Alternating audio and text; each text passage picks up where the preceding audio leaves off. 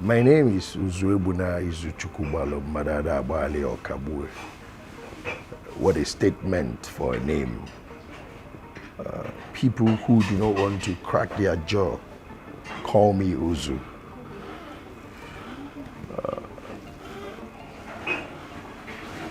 I am the last son and the seventh child in a family of 10.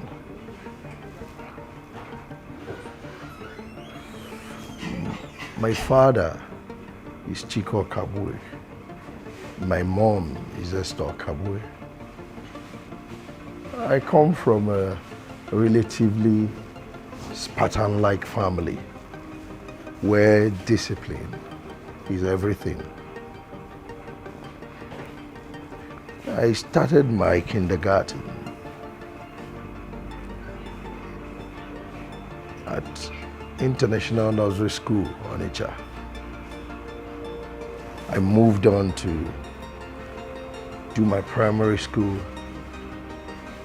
at All Saints Primary School, as it's called now, but Premier Primary School then.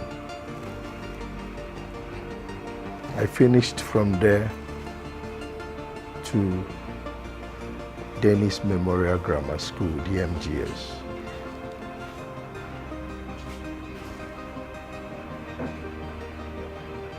Where I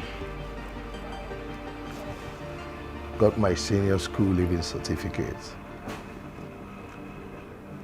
So I had also enrolled to do a diploma in law at the point before my last JAMB result was out.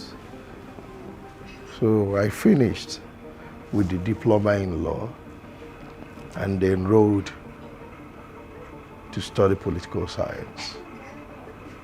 I graduated in political science, did my youth service, and went on to do my, of course, after the orientation camp, I was taken in by Fidelity Bank as a core member. I did exceptionally well. At the time, core members didn't have opportunity to be retained at the bank. I was retained. And I continued my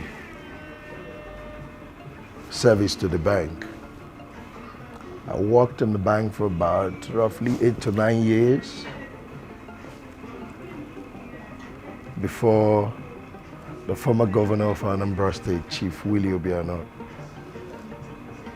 requested me to join him when he was invited to run for the position of governor of Anambra State.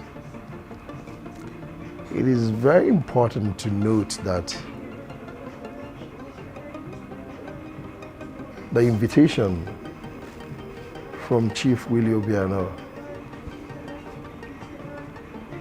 was purely for the kinds of things I did in the bank.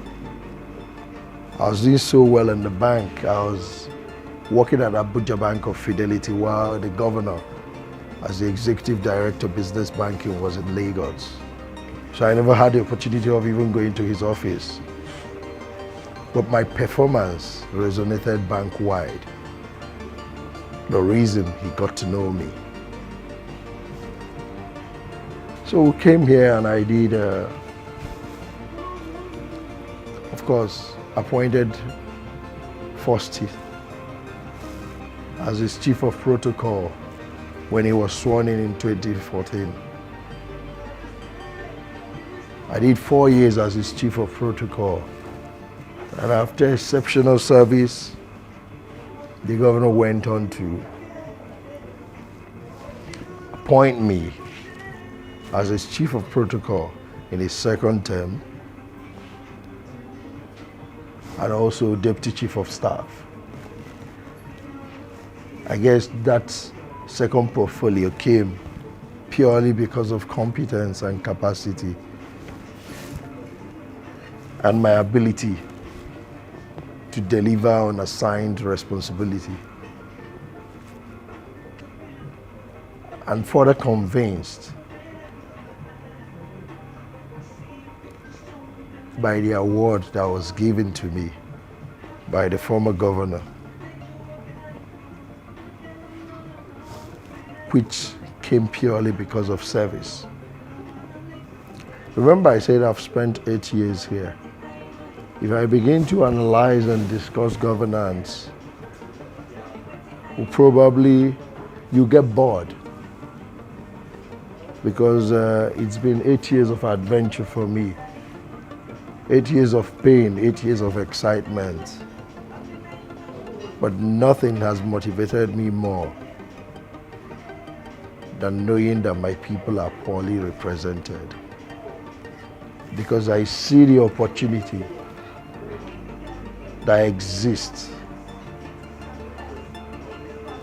There are two things. It's either that the people who represent us in this district are limited in knowledge of what the position they occupy can attract to this district, or they know well enough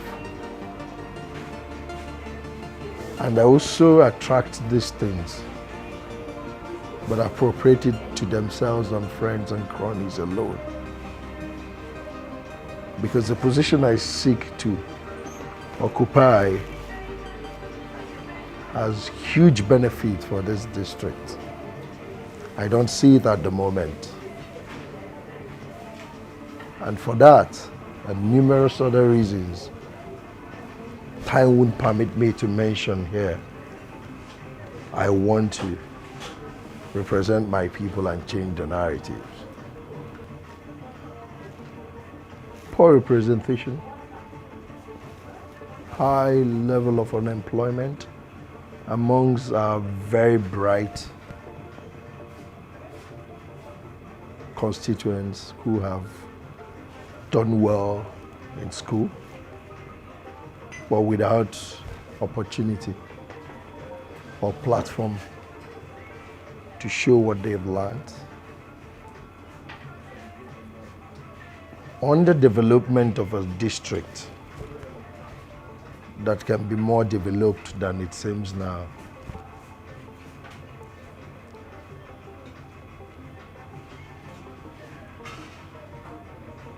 Missed opportunities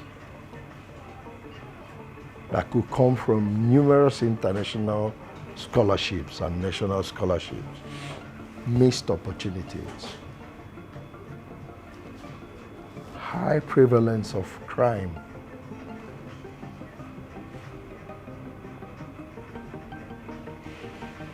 These and numerous others exist in my district. Well, it's become clear, absolutely clear, in the last 1 month that there's a new sheriff in town.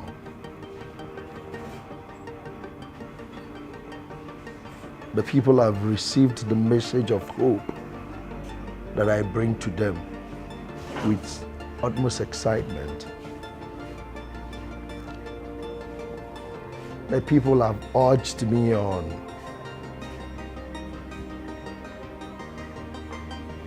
The elites, the stakeholders have openly canvassed for me to be given an opportunity, knowing fully well that I would do better. The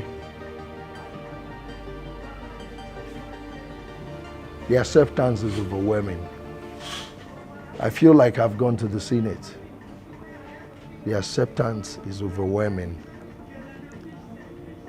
For the acceptance, I am fulfilled, because I have never seen myself the way I have been variously presented by the entirety of Anambra State. They have continued to support this project and have said nothing else. You see, the billboards, the black billboards you see with the three-letter words, Uzu, were not funded by me. It was a concept that was developed by me, but taken away from me totally, with friends and strangers calling in and requesting to understand what Uzu on a blackboard is all about. And when that is explained to them, they take it on themselves to put up more. I have not funded any of those billboards, not one. Like I said, I am called Uzu, mostly because I would rather you call me my full name, but if you can't, maybe Uzu will suffice. Uzu is my name.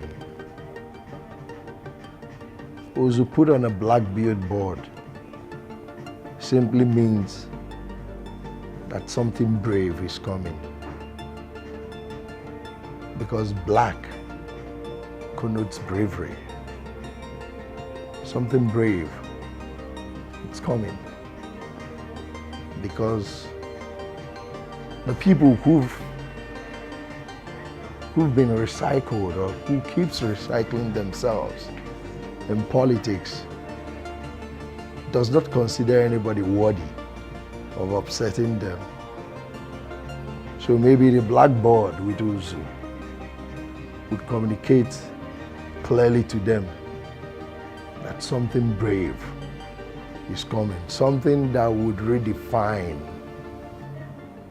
the political landscape of Anambra Central. It's coming. And what we see since we started is a clear communication that the people wanted a choice, and we've presented them with an opportunity to make that choice. And they're already making the choice without even voting. The support is overwhelming. First, I would interact the way I'm interacting with you. I would interact with so much ease, like I barely met you 30 minutes ago and we're already talking. I didn't even ask where you're coming from. I just felt that there's a reason to talk to you and we're talking. And this is the way I'm going to be relating with the constituents. I would be available to them like I have been available. I would have what you call periodic interaction, not 4 years interaction. Like the traditional rulers told me when I met them, that town hall meetings are organized in this district only during elections. If you're a representative of the people, the minimum you would do is 3 months interaction. That's going to be different. I would put in my energy and all the perks that come to a senator, as well as my remuneration, in adding value to the people. I would not be chasing after constituency projects because I am not elected a contractor. I would ensure that the position of influence that I've been elected to is fully maximized. I'm getting everything at the center as much as I can get to my constituents. They won't end in my house, they won't end on the houses of my siblings and their children or friends and cronies. It will come to the 58 communities that make up Anambra Central. I would propose laws, bills that would help this district that are largely business people, that would be passed into law and promote the ease of business in this district. I would have a periodic interaction with the state government on how values can be attracted to my people. There'll be synergy between myself, who is the representative of the people, and the state government. What you find previously are cases of the various representatives of the people approaching the state government for personal benefits. I was the gatekeeper of a governor for 8 years. I know what the senators and the honorable members tell the governor when they visit the governor. It will be different, because when I meet the governor or I interact with the state government, it will be purely on values that can be attracted to Anambra Central. These persons you've mentioned have nothing as edge over anybody. They don't have anything as edge even over you. The only challenge is that in this part of the world, people are scared to contest election, to present themselves as choice to the electorate, because they see those people to have amassed wealth from being in the system. And the other people see themselves differently. Oh, I don't want to get into this with people who have government money, who probably have been in government, with my personal fund. That's the feeling people have. Other than that, there is no edge they have over anybody. They haven't particularly done well for anybody to be scared. And if they've done well, I mean, what's the problem with giving another person a chance to do much better? So I don't see them. What I see is a one primary. I don't see those people. I just see the victory that we have already accomplished. I don't see them, trust me, I don't. The only thing I'll say to the delegates is, you want to feel different?